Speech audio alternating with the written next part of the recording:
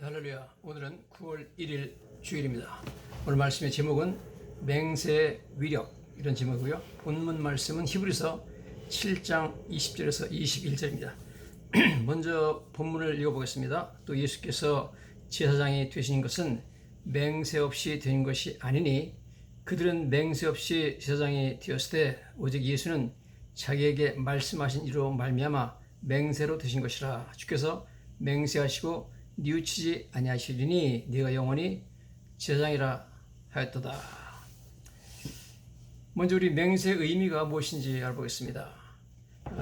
이재원이라고 우리말 연구가가 있는데 이분이 이렇게 적어놨어요. 신라시대 비석인 임신서기석에는 임신년 6월 16일에 두 사람이 함께 하늘 앞에 맹세하고 기록한다. 지금부터 3년이 지난 뒤 충성의 길을 굳게 지켜나가되 허물이 없기를 맹세한다. 만일 이 서약을 어기면 하늘에 큰 죄를 짓는 것이라고 맹세한다 라고 새겨있다. 맹세는 1000년이 지난 오늘날에도 여전히 자주 쓰이는 말이다. 그렇지만 막상 맹세가 무엇이냐고 물으면 우리는 말이 막힌다. 맹세는 약속이라는 말로는 도저히 바꿔 쓸 수 없는 무거운 글자이다. 먼저 맹은 밝은 달빛 아래 동무들과 맺은 약속을 큰 소리로 말하고 이를 어기면 저주를 받겠다는 뜻으로 그릇에 담긴 희생의 붉은 피를 마신다는 의미다. 즉, 이 글자에서 일은 창문을 뜻하는 것이고 명은 창문으로 들어온 달빛이다. 그래서 맹세의식은 항상 달밤에 행한다. 맹세세는 손에 도끼나 칼을 마주쥐고서 말로 맺은 약속을 가리킨다. 도끼를 쥐고 자기 말을 증명한다는 의미다. 즉 맹세하다는 동무들과 약속을 맺기 위해 피를 나눠 마시면서 약속을 지키지 못하면 어떤 벌이든지 달게 받겠다고 외치는 것을 뜻한다. 그러니 맹세라는 말을 쓸 때는 자기가 한 말을 지키고야 말겠다는 굳은 마음을 가져야만 된다. 이렇게 적어놓고 있습니다. 자, 오늘 성경은 본문에서 예수님은 맹세로 하나님의 맹세에 의해서 된 제사장이다 이렇게 말씀하고 있습니다.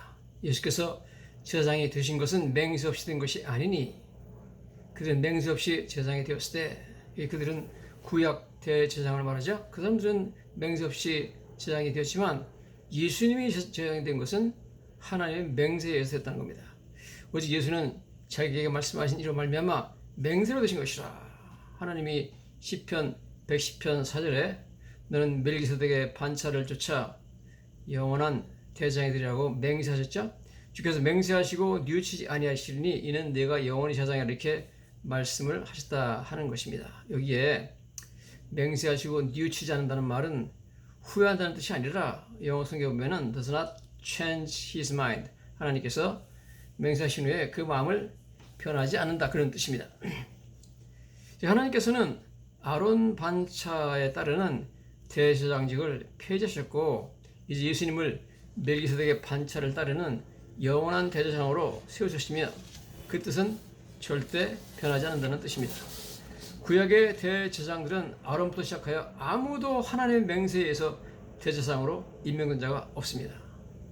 그러나 예수님은 하나님의 변하지 아니하는 맹세에 의해서 임명되었습니다. 그러므로 예수님의 대제사장직은 구약 아론 반차 대제사장직과는 비교할 수 없는 권위가 있습니다. 하나님의 맹세에 의해서 대제사장으로 임명됐기 때문에 그렇죠. 예수님의 대제사장직은 맹세로 되었으므로 변경될 수도 없고 폐지될 수도 없고 영원히 기록될 것입니다. 구약 아론의 대제사장직은 하나님의 맹세에 의해서 제정된 것이 아니므로 얼마든지 변경될 수 있고 폐지될 수 있습니다. 그래서 예수님의 십자가의 희생제사를 통해서 그 구약 대제사장 제도가 폐지되었습니다. 이제 아론의 반차를 따르는 대제사장 제도의 유효기간은 만료되었습니다. 이제부터는 오직 새로운 대제사장이신 예수님을 통해서만 하나님께 가까이 나아갈 수 있습니다. 그러므로 핍박이 두려워서 다시 유대교로 돌아가면 안 되는 것입니다. 요한복음 14장 6절에 예수께서 이르시되 내가 곧 길이요 진리요 생명이니 나로 말미암지 않고는 아버지께로 올 자가 없느니라.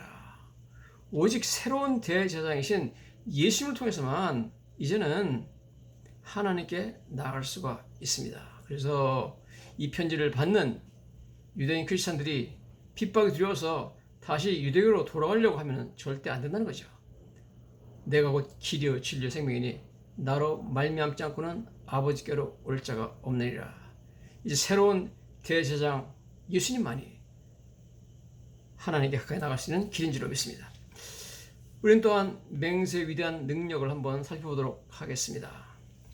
하나님께서는 아브라함에게 창세기 22장에 16절부터 18절까지 이렇게 맹세하고 있습니다.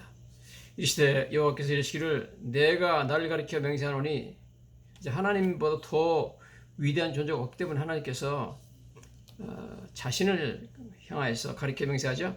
네가 이같이 행하며 네 아들 네 독자도 아끼지 않았은즉 이삭을 번제물로 바치려고 하는 것을 말씀하시죠. 내가 네게 큰 복을 주고 네 씨가 크게 번성하여 하늘의 별과 같고 바닷가의 모래와 같게 하리니. 그래서 맹세의 내용 중에 첫 번째 내용은 네 자손이 하늘의 별처럼 바닷가의 모래처럼 번성할 것이라는 겁니다. 지금은 현재는 이삭 하나밖에 없잖아요. 그런데 정말 앞으로 어마어마하게 이스라엘 자손들이 번성할 것을 약속을 하십니다. 맹세로 네 씨가 그 대적의 성문을 찾으리라. 이 말은 성문을 찾는다는 것은 적군과 싸워서 승리하는 것을 의미합니다. 또 네 씨로 말미암아 천하 만민이 복을 받으리니, 여기 네 씨는 단수로 쓰여가지고 예수님을 말합니다. 즉 예수님을 통하여서 천하 만민이 복을 받으리니 이는 내가 나의 말을 준행하였습니다. 이것을 하나님께서 창세기 22장에 모리아산에 가가지고 아브라함이 이삭을 번제로 바치려고 할 때에 그때 하나님께서 나타나셔가지고 맹세로 약속하였습니다. 내가 나를 가리켜 맹세하노니, 그러면서 세 가지를 맹세로 약속하셨죠. 내 씨가 하늘의 별처럼 바닷가의 모래처럼 그렇게 번성할 것이다. 두 번째, 내 씨가 그 대적의 성문을 찾아내라, 승리하는 것. 세 번째는 내 씨로 말미암아, 즉 예수님을 말미암아 천하 만민의 복을 받겠다는 약속을 했습니다. 아브라함이 이 약속을 받을 때는 이 약속이 실현되기가 참으로 믿어지지 않는 그런 어려운 상황에서 약속을 받았습니다. 뭐 아들을 지금 하나밖에 없는데, 또 이방 땅에서 하나님께서 하늘 별처럼 바닷가의 모래처럼 많은 씨를 주겠다고 말씀을 했으니까 그렇죠. 어쨌든 그렇지만 이 맹세로 하나님께서 보장하신 이 맹세는 하나의 맹세의 위력 때문에 그대로 실현이 되었습니다. 이 맹세대로 유대인들이 현재 세계적으로 강력한 민족이 되었고 하늘의 별처럼 바닷가의 모래처럼 많아졌습니다. 최근에 이제 이란, 헤즈볼라, 하마스와 이스라엘이 전쟁을 치르고 있는 것을 우리가 보게 됩니다. 지난 7월 31일에 하마스 최고 지도자 하니에가 테헤란에서 이란의 새 대통령 취임식에 참석했다가 자기가 묵고 있는 그 안전가옥으로 갔는데, 그곳을 누가 했는지 지금까지 발표를 안 했습니다만 아마도 이스라엘 했겠죠. 로켓이 발사돼 가지고 딱 그 사람이 있는 방을 폭격해 가지고 사망했습니다. 그래서 이란이 당장 이스라엘이 보복하겠다고 즉각적으로 천명을 했지만 한 달이 다 돼가는 지금까지 이란이 이스라엘이 두려워가지고 아무것도 못하고 있습니다. 이란이 자기 산하에 있는 헤즈볼라 사람들을 통해 가지고 이스라엘을 대규모로 공격하려고 했습니다. 공격하려고 하는 그 낌새를 미리 알아채고 나서 이스라엘이 지난 8월 25일 날 이스라엘 전투기 100대를 동원해 가지고 그 헤즈볼라에 있는 미사일 발사대가 있는 그것을 40여 곳을 선제 공격해 버렸습니다. 그래가지고 발사대가 다 파괴돼 버렸죠.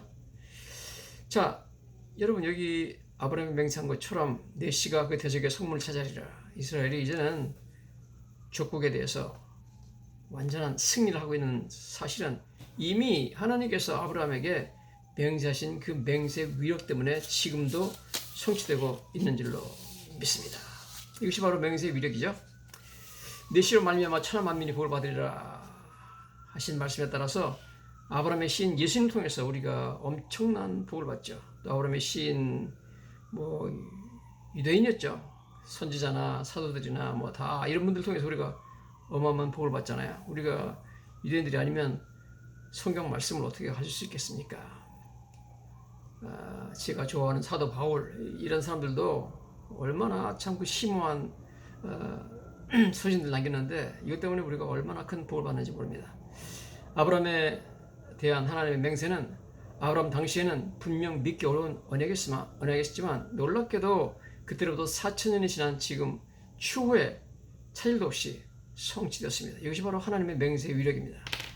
하나님께서 맹세하신 것은 추후에 차질도 없이 성취된다 하는 거죠. 신명기 1장 34절부터 보면 이렇게 말씀이 납니다. 여호와께서 너희의 말소리를 들으시고 노아하사 맹세하여 이르시되 이 악한 세대 사람들 중에 내가 그들 조상에게 주기로 맹세한 좋은 땅을 볼 자가 하나도 없으리라.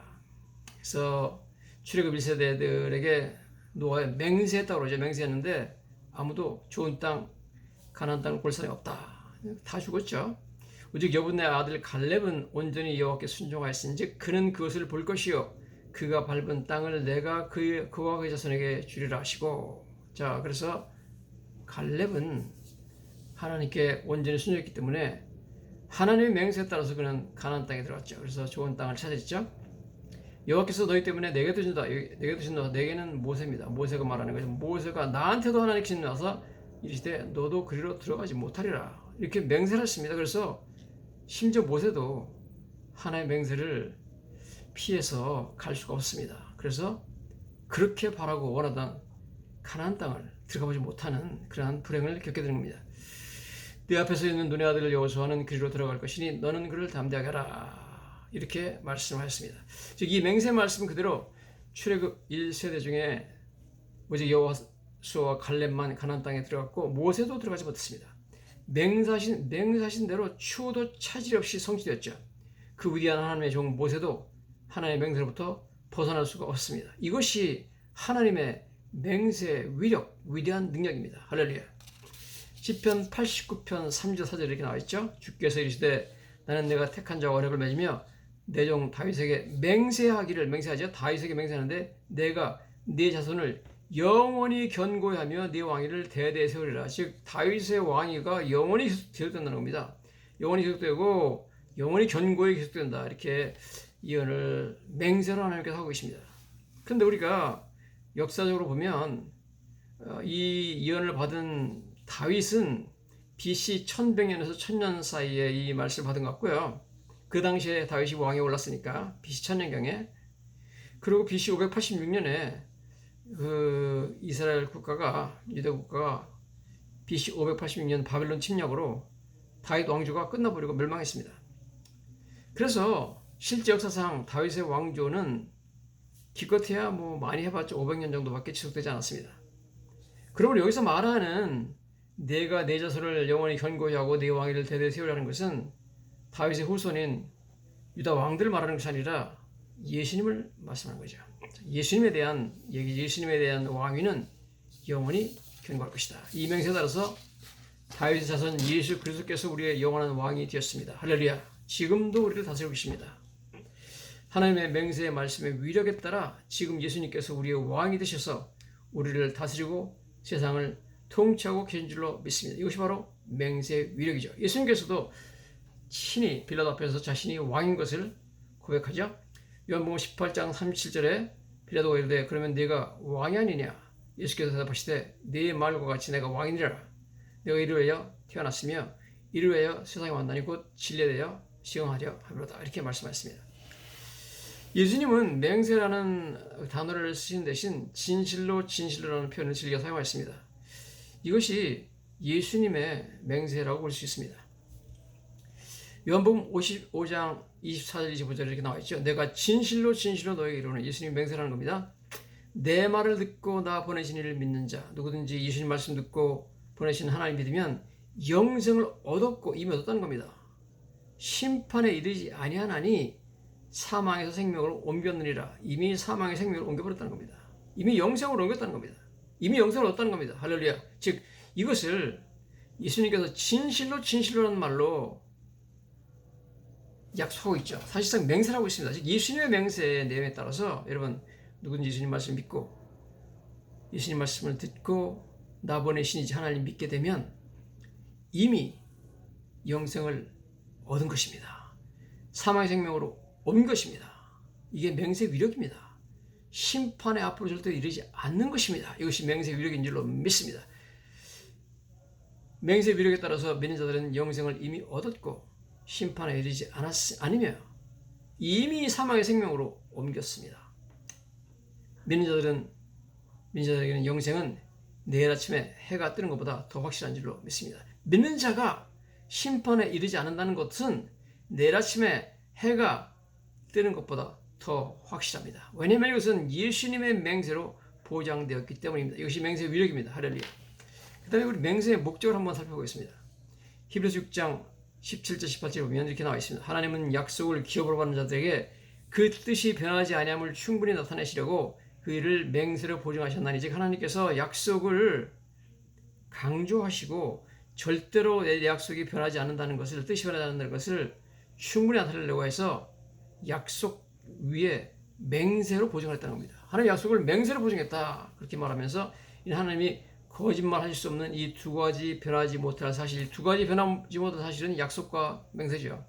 하나님 약속도 변하지 않는 것이고 하나님 맹세는 더 그렇죠. 말미암아 소망을 얻으려고 피난처를 찾는 우리에게 큰 안위, strong encouragement, 큰 격려를 주시기 받게 하게 하십니다. 즉 여러분, 하나님께서 약속으로 충분한데 약속 위에다가 맹세까지 더해주신 이유는, 약속을 맹세를 보증하신 이유는 우리에게 하나님께서 큰 안위, strong encouragement, 강력한 격려를 주시기 위해서 그랬다는 겁니다. 여러분, 하나님의 맹세는 우리에게 강력한 격려가 되는 줄로 믿습니다. 사실상 창세기 22장 16절에서 하나님 맹세하실 때 아브라함에게도 이러한 강력한 격려가 필요했습니다. 그래서 하나님께서 이렇게 맹세하시죠. 이시되 여호와께서 이르시기를 내가 나를 가리켜 맹세하노니 네가 이같이 행하여 네 아들 독자도 아끼지 않았은즉 내가 내게 큰 복을 주고, 하나님께서 복 준다는 걸 맹세하셨죠. 내 씨가 크게 번성하여 하늘의 별과 같고 바닷가의 모래와 같게 하리니, 너는 지금 이삭 아들 하나밖에 없지만 앞으로 그 씨들이, 너희 씨가 어마어마하게 하늘의 별처럼 많아질 것이다. 내 씨가 대적의 성문으로 들이라. 지금 너는 이방 땅에서 뭐 아무것도 없죠. 힘없는 그런 이방인이지만 내 자손들이 전쟁에서 대적의 성문으로 얻어서 승리할 것이라는 겁니다. 내 씨로 말미암아 천하 만민이 복을 받을 것이고 이는 내가 나의 말을 준행하였습니다. 이렇게 말합니다. 그래서 이스라엘은 그 씨가 나중에 그 당시 최강국인 애굽과의 싸움에서 승리하고 출애굽하죠. 애굽의 모든 군사들을 하나님께서 홍해 바다에다가 다 숨을 시킨 것을 보게 됩니다. 자, 아브라함의 후손들이 별과 같고 바닷가에 모래를 같을 것이며 적과의 전쟁에서 승리할 것이다. 제일 중요한 전쟁은 출애굽 시 애굽과의 전쟁이었고, 그 다음에 가나안 정복 전쟁이었죠. 가나안의 거인 족속들을 다 이기고 승리했잖아요. 이러한 약속과 맹세는 아브라함과 그 후손들에게 큰 확신과 위안이 된 줄로 믿습니다.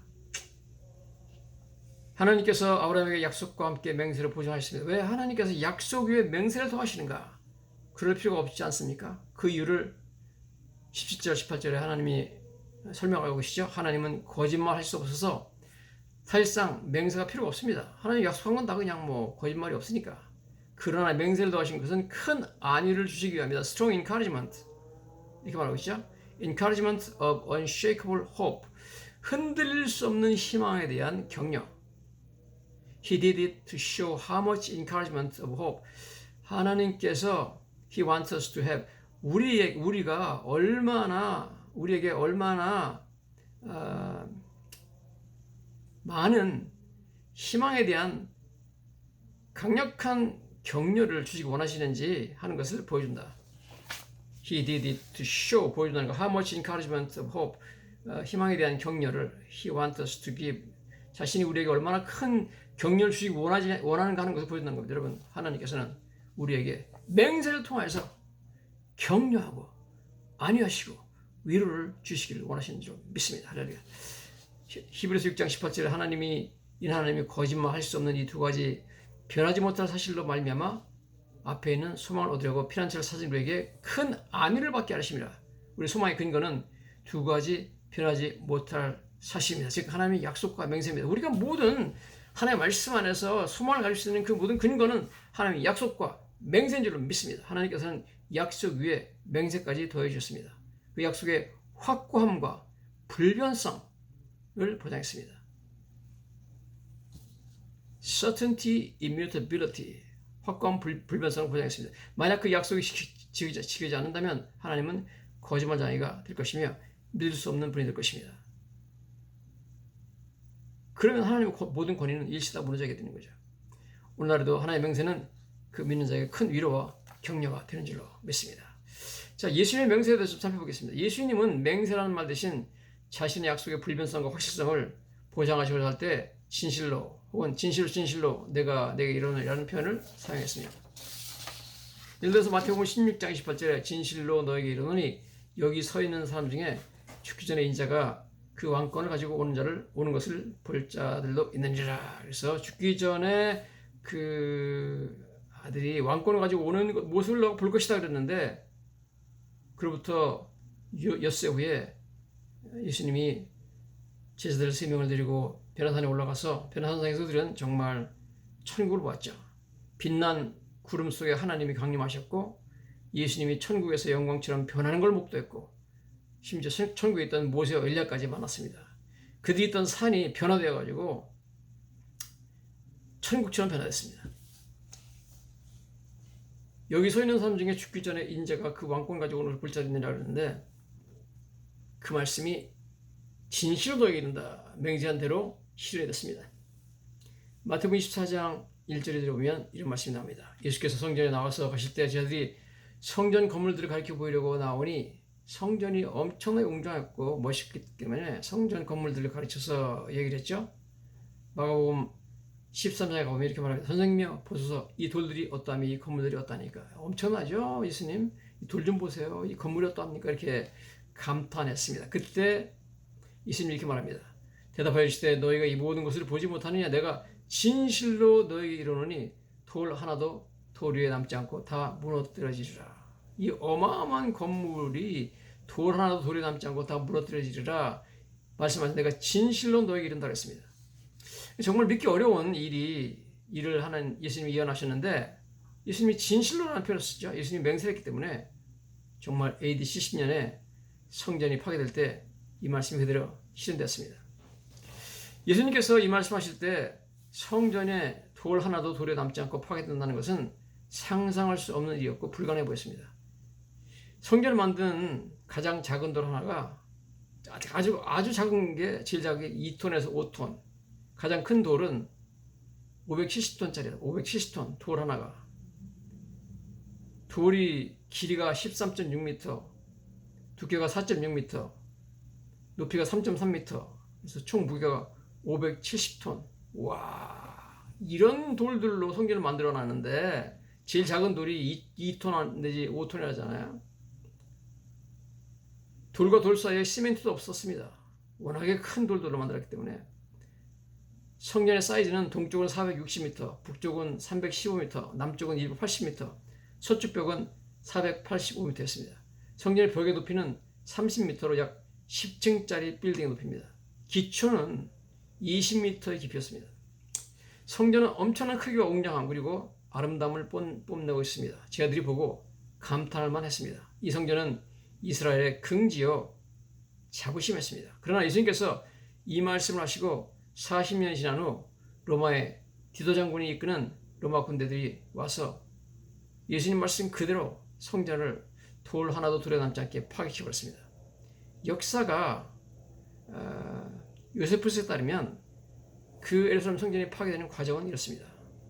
예루살렘 함락 후에 디도 장군은 3개의 탑만 남겨두고 예루살렘 성과 성전을 모두 파괴하라는 명령을 내렸다. 그곳에 과거에 사람들이 살았던 곳이라고는 믿을 수 없을 정도로 그들의 도시와 성전을 기초부터 파서 뒤집었다.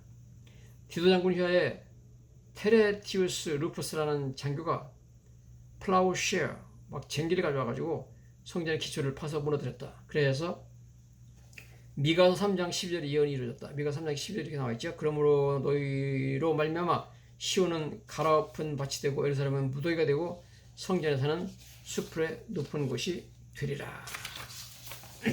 디도 장군은 원래 성전 파괴를 원하지 않았다.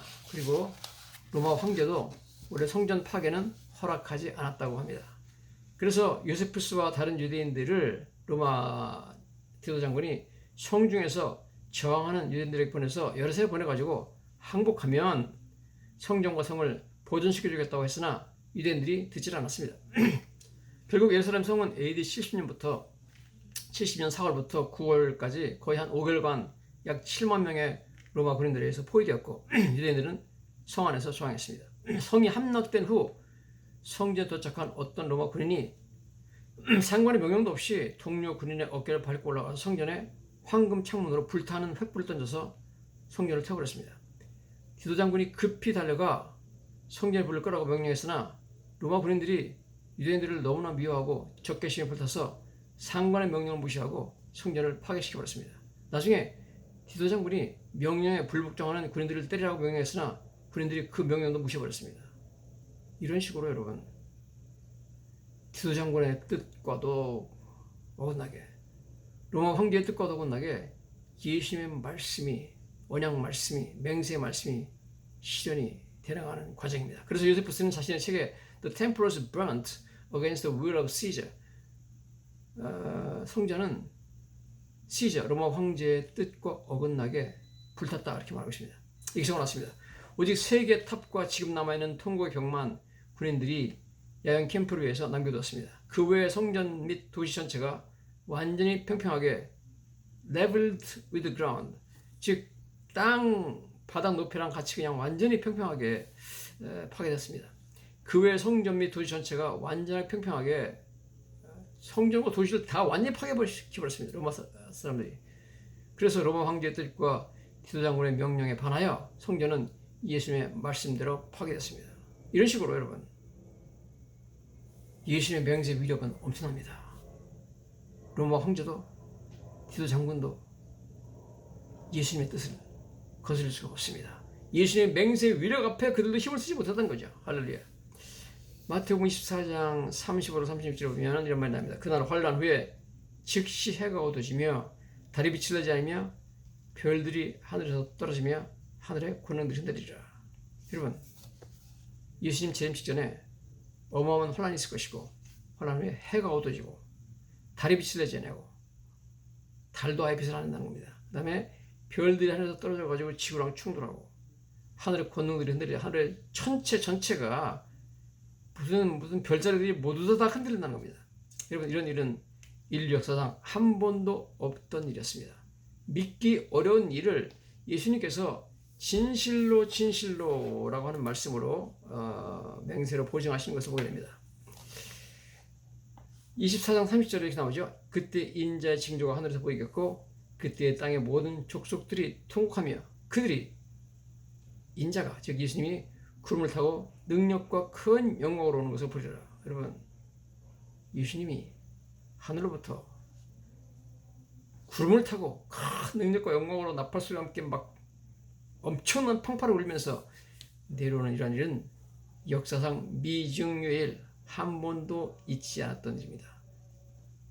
예수를 믿지 않는 사람들은 도저히 상상도 할 수 없는 일이지만 예수님께서 이것을 맹세로 진실로라고 해서 보장하였습니다.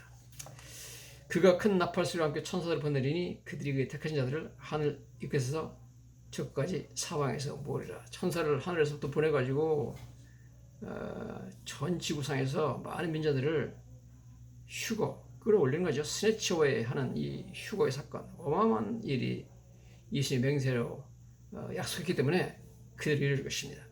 예수님 이렇게 말하죠. 이런 약속에 대해서 이렇게 말하죠. 내가 진실로 너에게 말하노니, 예수님 맹세하죠. 진실로 너에게 말하노니 이 시대가 지나가기 전에 일이 다 일어나리라. 천지는 없어질지언정 내 말은 없어지지 아니하리라. 와, 여러분 이건 내가 진실로 너에게 말하노니 그러면서 천지는 없어질지언정 내 말은 없어지지 아니하리라. 이것은 맹세라는 단어보다 훨씬 더 강한 표현입니다. 이게 바로 예수님의 맹세 방법이죠.